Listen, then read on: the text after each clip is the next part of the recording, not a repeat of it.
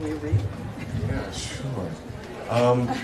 You should read it with me as well, right? You want to do you have a page that you like? Yes? I mean, I can if you just- need me to chime in, I'd love for you to go for it. Well, I know, but you know. Okay. Should But we do it in chorus? I don't know. Okay. But yeah. The work that we're gonna. Should we speak about the work now, or just I speak want about it you to after? read the text first so that the people can hear what we're going to talk about. Okay. Okay. Who has a book here? Everybody has Some a people book. have some. Okay, open up your Ode to Happiness. This is going to be a little bit of a sing-along. Let's see. Okay, everybody have their. Okay, so maybe you can. Okay. Ode to Happiness. I draw a hot sorrow bath in my despair room, with a misery candle burning. I wash my hair with regret shampoo after cleaning myself with pain soap.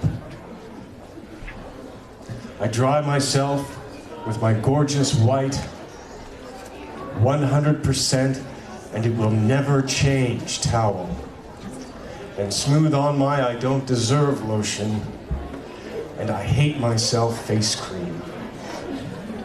Then I put on my alone again silk pajamas and go to sleep. When the hue is gone blue and you can't quite grin and bear it, let this word picture remind you.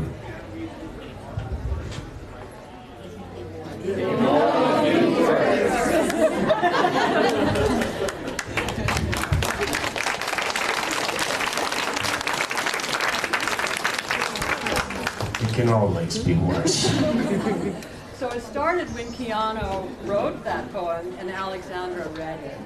And Alexandra, I wanted to ask you, what caused you to respond as you did with these drawings?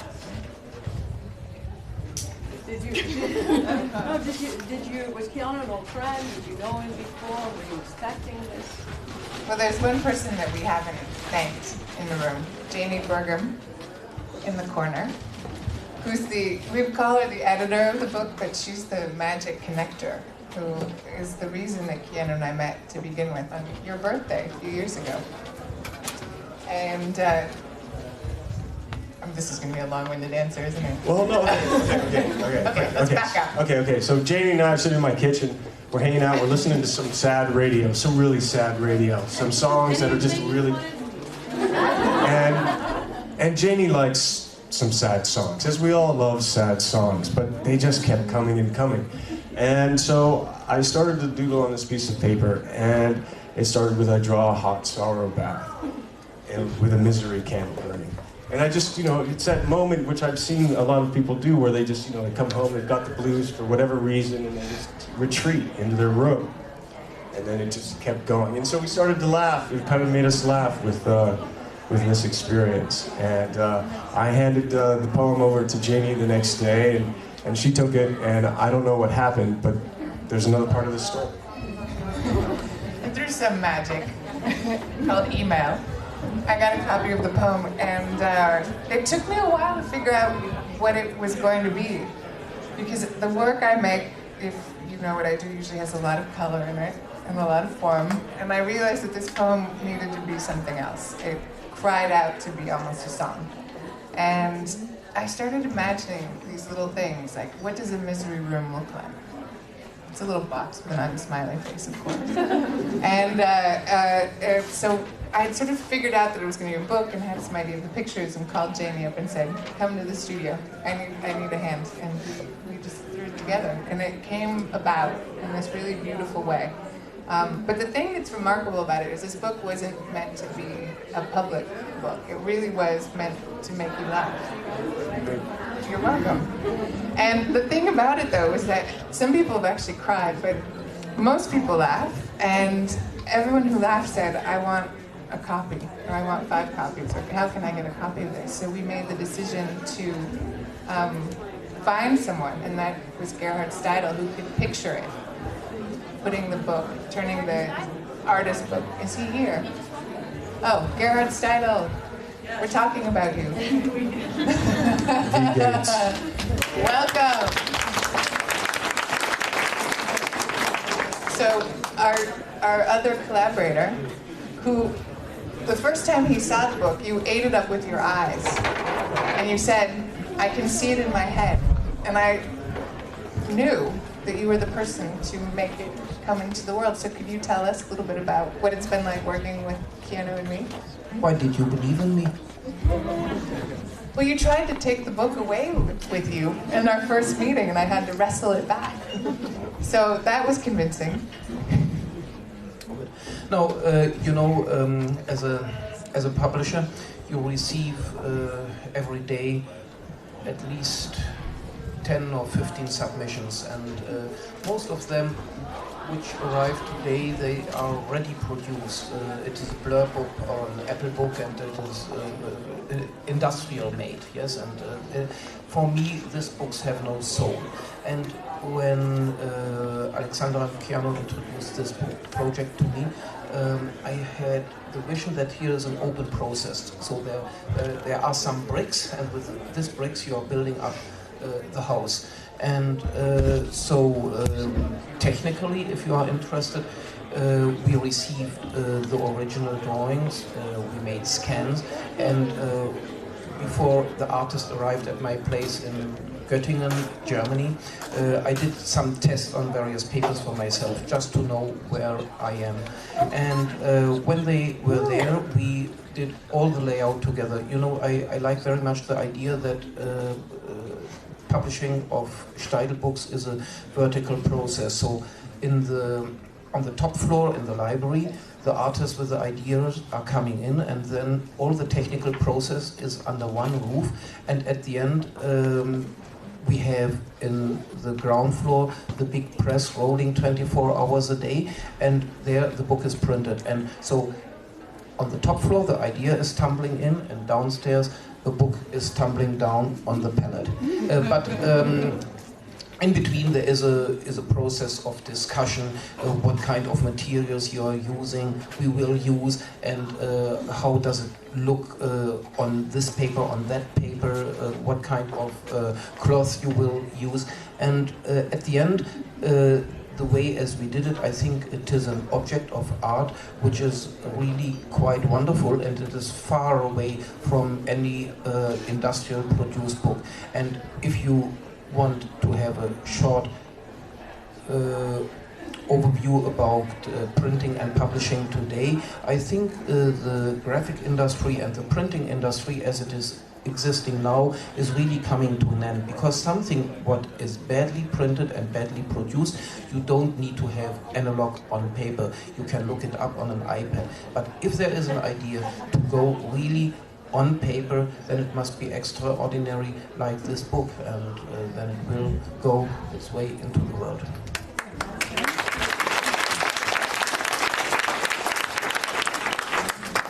As you can tell, Gerhard has strong feelings, and as I said in my opening remarks, I think it's precisely that makes a good book. However, sometimes collaboration results in a peculiar power struggle, and I wondered if you, Keanu, tried to direct this, or you tried to influence it with your artistic process, or did Gerhard win all? In the sense of everyone kind of spoke about what they were bringing to it, and that bringing the whole to it. I mean, since Gerhard was speaking last, you know, the original book that was presented to me as a gift from Jamie and from Alexandra didn't look like this. It was green. It was, you know, it was a kind of grown-up children's book, and when Gerhard says that he responded to that idea, it wasn't finished though. Because if he was going to work with us, and we were going to work with him, he had something that he wanted to, that he felt something that could work. So this presentation, this case for the book is Gerhard's. And, you know, but he would always say, so you have this, you have this, you have this. What do you like? And then we would have a conversation and talking about the paper. you know, there's this and this. And invariably, he would give you choices, but You would always sort of be like, but you would know that, but even the couple of times when we would go away and we'd go, but we wanted, the original book was green, right?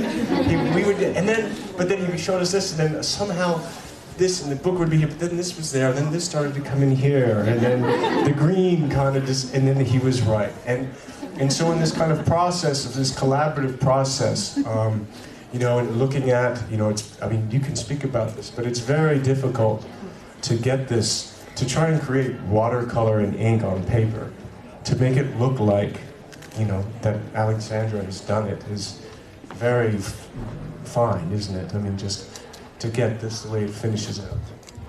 Technically, you know, the offset printing is a very poor printing technology. And it is hard to get good results. But if you work hard and you fight for it and you use all available technologies of today, you have quite an acceptable result. And in printing industry, they are using all standard papers and standard printing processes. But standards are wrong for objects of art. You know, art is an experiment, and art is dangerous, and art is explosive, and art hates everything what is a standard. Yeah?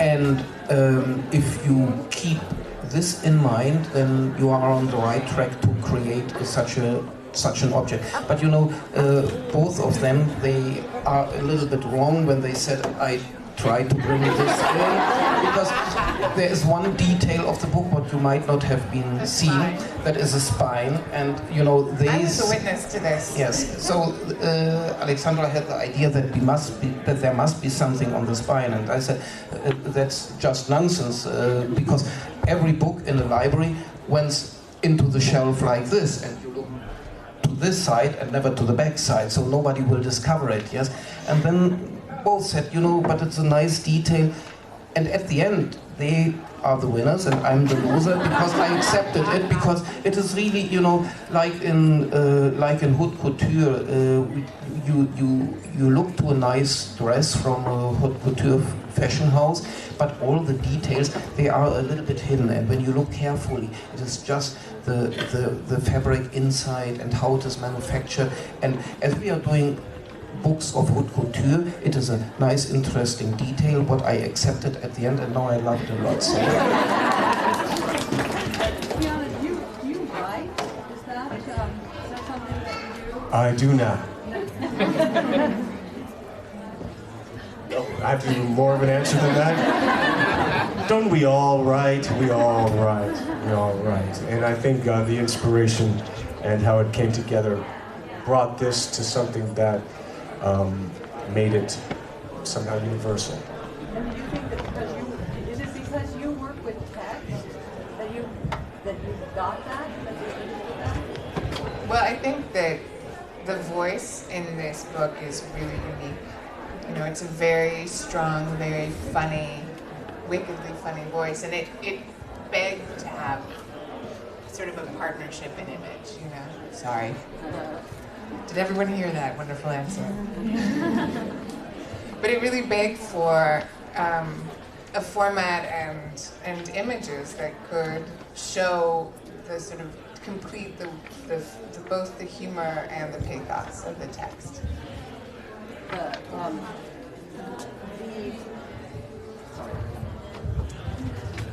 How did it feel to have Alexandra translate your words into images?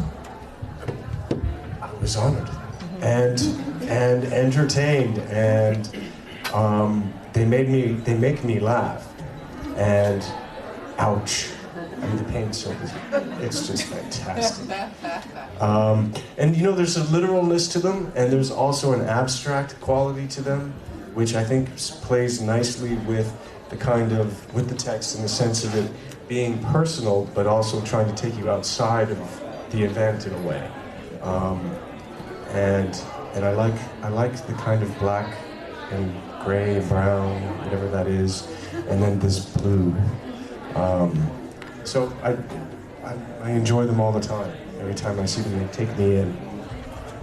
And you think that the text rather inspired your drawings, right? Absolutely. So does that just happen? Does that happen to you from time to time? You read the text and then feel compelled to make drawings, or do you normally put things up first? I think every text you have as a reader, you have a different response. So some books you make you want to throw them across the room, and that can become, in my world, a painterly gesture, on a canvas. That could be about erasing something. And this really made me want to, I don't know, it made me want to participate. It made me want to sing along. It made me want to match it, and find a way to be. I mean, the thing about the original book it was in this old British touring book that I had that said the British scene in bright green. And then inside was this Japanese style, sumi ink drawing. So it had these two lives, and I feel like what the images do with the text is that they're two lives, but that make something even greater.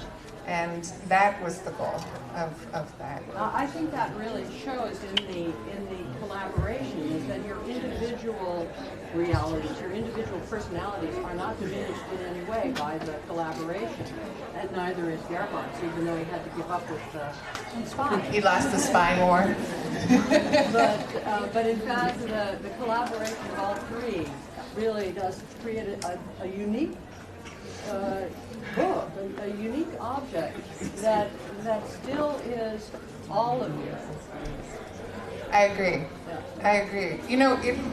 There are a few moments working with you that have been really extraordinary. The first I just want to note is when we got to Germany, and I think the third phrase you said to us was, "I am your jailer."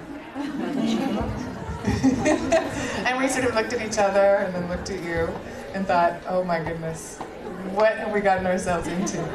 And that level of commitment to working through a series of problems so intensely, I just want to thank you for that. And then the other thing is I remember having a meeting in New York where we had all talked about what we'd done that day.